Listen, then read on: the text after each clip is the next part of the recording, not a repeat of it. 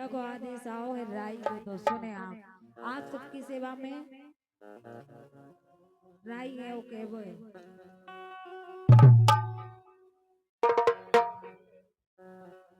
के राखे रही गोला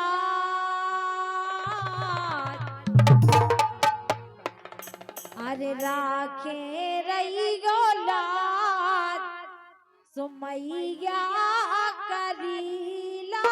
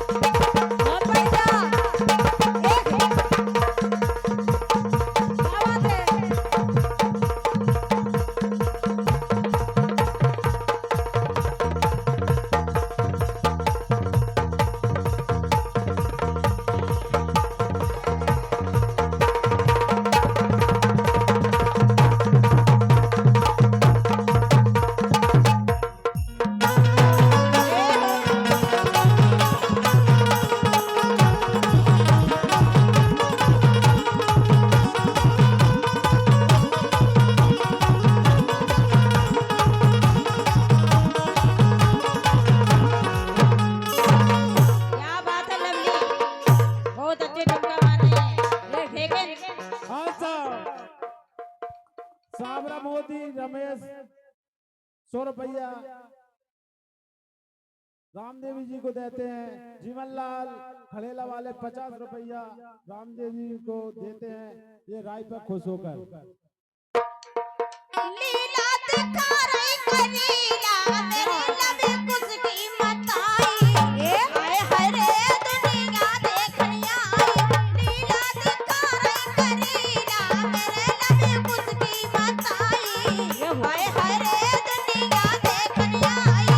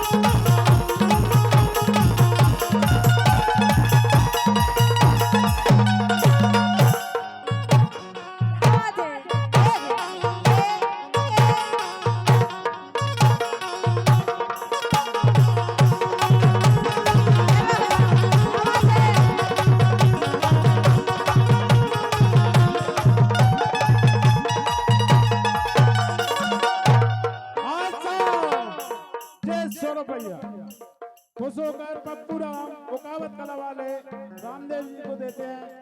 इनको हमारा मंडल बार बार धन्यवाद देता है। ये राम राय पर और मैं सभी से आशीर्वाद की कामना करती हूँ। बहुत बहुत धन्यवाद है। ओके वो हम जो ये काय ये दाए रही जो ये दाए रही जो के दाए रही जो सहारो मैया जू दाए रही जो ये दाए रही जो सहारो मैया जू ये दाए रही जो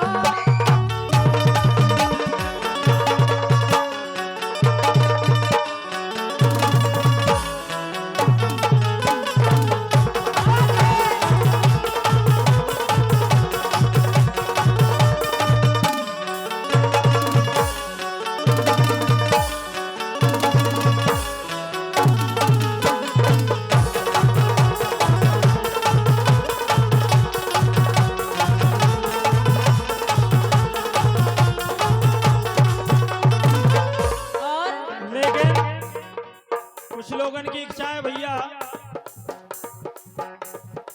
एक गुण गालो